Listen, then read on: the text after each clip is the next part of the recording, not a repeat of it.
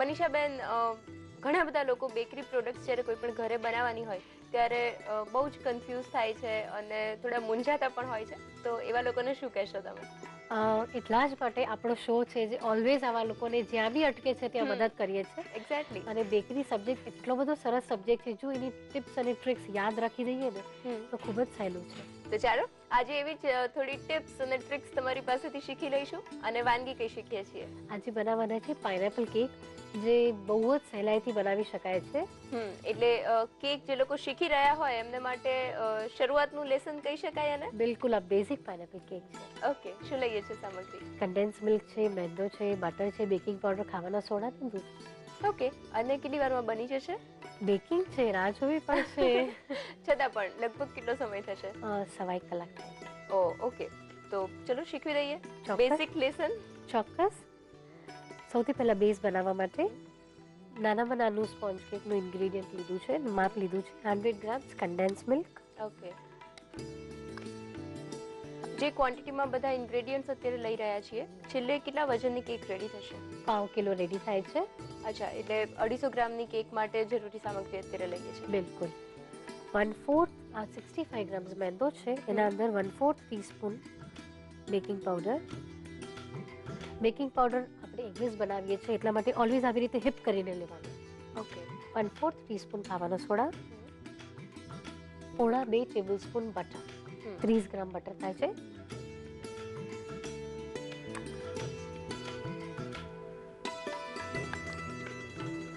પહેલા બરાબર બીટ કરી લઈએ.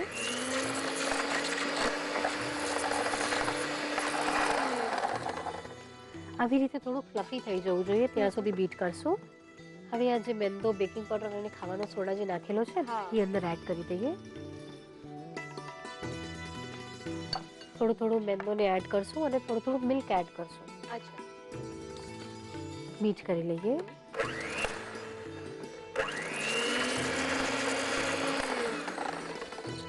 65 ગ્રામ મેંદો લીધો છે, એની સામે કેટલું દૂધ જોઈશે? સી કન્સિસ્ટન્સી પર આધાર છે. એટલીસ્ટ 30 to 35 ml જોઈશે.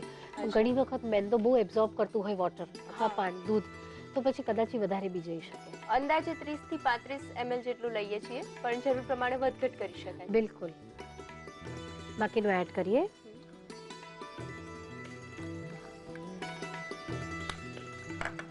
અગેન થોડું મિલ્ક એડ કરશું.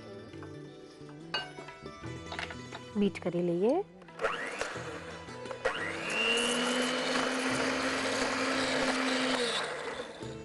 હવે જે બાકી રહેલો મેંદો છે એ બધું એડ કરી દઈએ. થોડો થોડો મેંદો અને દૂધ એડ કરતા જઈએ છીએ અને વચ્ચે વચ્ચે બીટ કરતા રહીએ છીએ. બિલકુલ. પાછું મિલ્ક એડ કરીએ.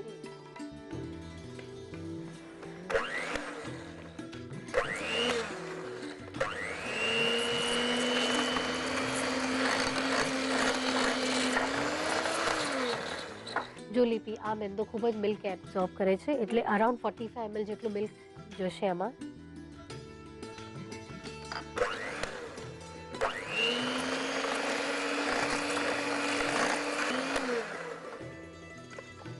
બેટર રેડી થઈ ગયું છે. અને એની કન્સિસ્ટન્સી જોઈએ એવી આવી ગઈ છે, એ કઈ રીતે ખબર પડે છે?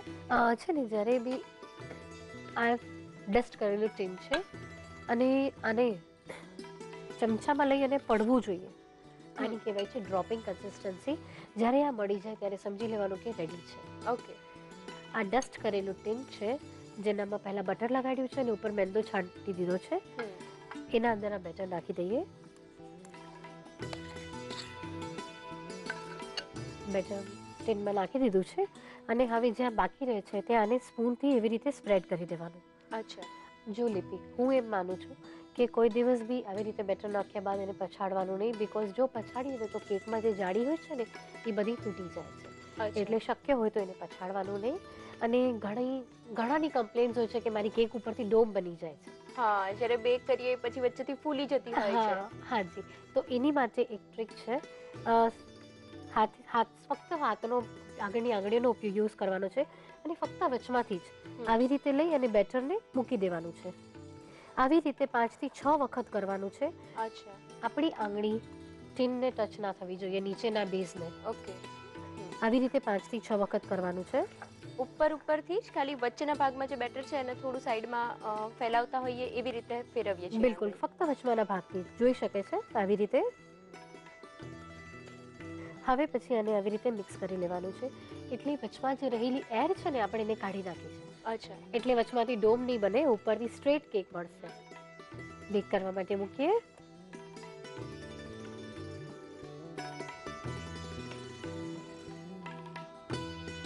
પ્રીહીટેડ ઓવનમાં 180 ડિગ્રી ઉપર 30-35 મિનિટ્સ માટે બેક કરશું. કેક રેડી થઈ ગઈ છે. ઠંડી કરી અને એના 3 લેયર કટ કરી લીધા છે. મોઇશ્ચરાઇઝિંગ માટે હું ઓલવેઝ પ્લેન વોટર લાવું છું. પ્લેન વોટરની અંદર 1/4 ટીસ્પૂન પાઇનેપલ એસન્સ. અચ્છા, વોટરમાં જ એડ કરી દઈએ છીએ? હા, છે ને આમાં જેવી મોઇશ્ચરાઇઝિંગ થશે એમાં એકદમ માઇલ્ડ પાઇનેપલનો ફ્લેવર આવશે.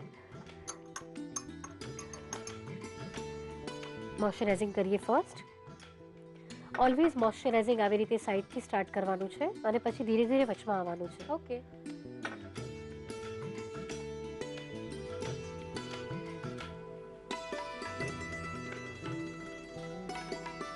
હવે હું તો ઘણા વર્ષોથી બનાવું છું કેક, એટલે મને ખ્યાલ આવે કે કેટલું મોઇશ્ચરાઇઝિંગ નાખવું છે.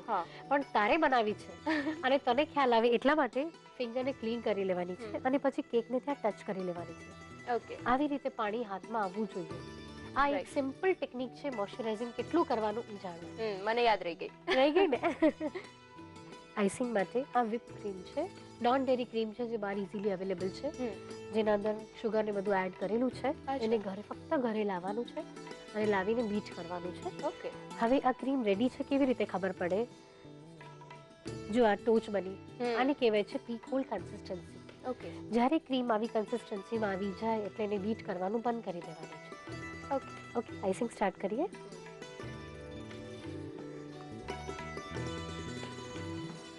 સી આવી રીતે અપ્લાય કરી દેશો. આ ટીન પાઇનેપલ છે, એના નાના નાના ચંક્સ છે એ નાખી દઈએ. ટીનમાં જે મળે છે પાઇનેપલ, એના ચંક્સ છે એ એડ કરીએ. કેટલા લઈએ છીએ? 2 ટેબલસ્પૂન. ઉપર ફરીથી ક્રીમ લગાડી દઈએ.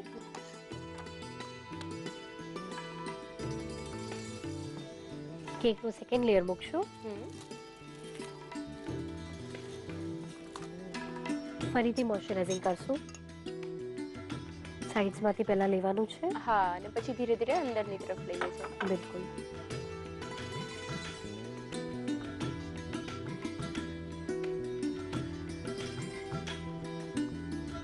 દરેક વખતે લેયરમાં વચ્ચે ક્રીમ એડ કરીએ છીએ અને ઉપર, એટલે બધું થઈને ટોટલી કેટલું ક્રીમ જોઈશે? સપોઝ અડધો કિલો કેક હોય તો અડધો કિલો ક્રીમ છે. અચ્છા, એટલે જે સ્પોન્જ કેક રેડી કરી છે એનું જેટલું વેઇટ છે એટલું જ સામે ક્રીમ લઈએ છીએ. બિલકુલ. પાઇનેપલના પીસીસ મૂકી દઈએ. અગેન લગભગ 2 ટેબલ. ક્રીમ લગાડી દઈએ ઉપર. જો આવી રીતે ક્રીમ નહીં લગાડો ને તો જ્યારે કેક કટ કરશો ને ત્યારે ઉપરનો પીસ અલગ પડી જશે, નીચેનો પીસ અલગ પડી જશે. એટલે આ ઉપર લગાડવા માટેનું ક્રીમ એ બંને પીસને પકડીને રાખશે. લાસ્ટ લેયર મૂકીએ. મોઇશ્ચરાઇઝિંગ કરીએ. ઉપરના લેયરમાં મોઇશ્ચરાઇઝિંગ નીચેના લેયર કરતાં વધારે જાય છે. ઓકે.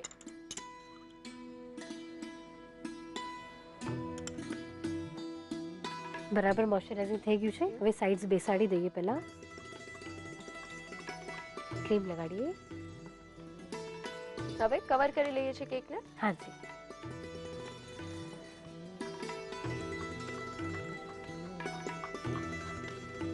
આ કોમ છે એ કોમ ફેરવી લઈએ.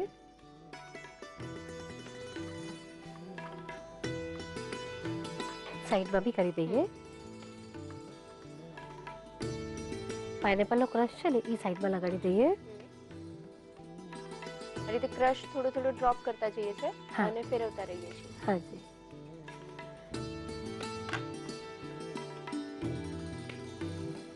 આવી રીતે પાઇનેપલનો ક્રશ લગાડી લેવાનો છે.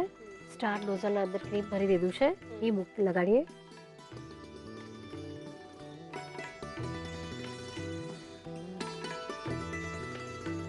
આ પાઇનેપલના 10 પાઇનેપલના પીસીસ છે એ મૂકીએ. વાવ, એક પાઇનેપલનું ફ્લાવર રેડી કરીએ છીએ. એક્ઝેક્ટલી. વચમાં ચેરી મૂકીશું. 3 ચેરી છે.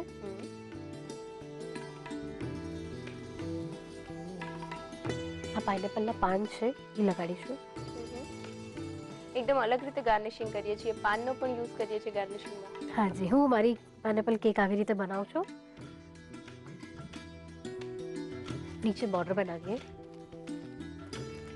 શેલ બોર્ડર બનાવું છું. જસ્ટ ડ્રોપ મૂકી અને આમ ખેંચી લેવાનું છે.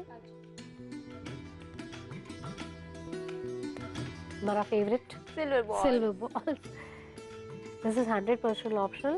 નાખવું હોય તો જ નાખજો. ઓફકોર્સ. તૈયાર છે ખૂબ જ સિમ્પલ પાઇનેપલ કેક.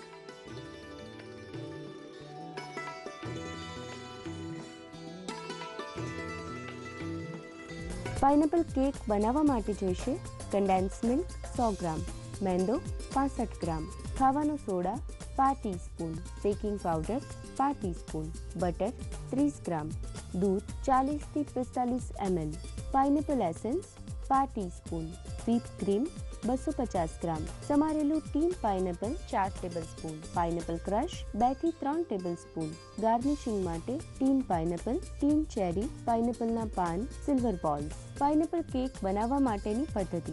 સૌપ્રથમ એક બાઉલમાં કન્ડેન્સ મિલ્ક લો. અન્ય બાઉલમાં મેંદો લઈ તેમાં બેકિંગ પાવડર અને ખાવાનો સોડા ઉમેરો. કન્ડેન્સ મિલ્કમાં બટર ઉમેરી બીટ કરી લો. તેમાં મેંદાનું મિશ્રણ તથા દૂધ ઉમેરતા જઈને ફરીથી બીટ કરો. હવે ગ્રીસિંગ અને ડસ્ટિંગ કરેલા એલ્યુમિનિયમના ટીનમાં આ મિશ્રણ ઉમેરી બરાબર સ્પ્રેડ કરી પ્રીહીટ કરેલા અવનમાં 180 ડિગ્રી પર 30 થી 35 મિનિટ માટે બેક કરો. બેક થઈ જાય પછી કેક ઠંડી થાય પછી તેને 3 સ્લાઇસમાં કટ કરો. હવે પાણીમાં પાઇનેપલ એસેન્સ ઉમેરી કેકના બેઝની સ્લાઇસ પર સોક કરો. તેના પર વ્હીપ ક્રીમ સ્પ્રેડ કરો. ત્યારબાદ તેના પર સમારેલા ટીન પાઇનેપલ ઉમેરી ફરીથી ક્રીમ લગાવો. કેકની બીજી સ્લાઇસ પર આ જ રીતે સોક કરી ક્રીમ અને પાઇનેપલનું લેયર બનાવો. તેની પર કેકની ત્રીજી સ્લાઇસ મૂકી સોક કરી આખી કેકને વ્હીપ ક્રીમથી કવર કરી લો. હવે ઝિગઝેગ શીટથી લાઇનિંગ બનાવી પાઇનેપલ ક્રશ કેકની બોર્ડર પર લગાવો. ઉપર વચ્ચે વ્હીપ ક્રીમ તથા ટીન પાઇનેપલ મૂકો. વચ્ચે તેના પર ટીન ચેરી મૂકો. પાઇનેપલના પાન મૂકી ક્રીમથી કેકની બોર્ડર બનાવો અને સિલ્વર બોલથી ગાર્નિશ કરી સર્વ કરો.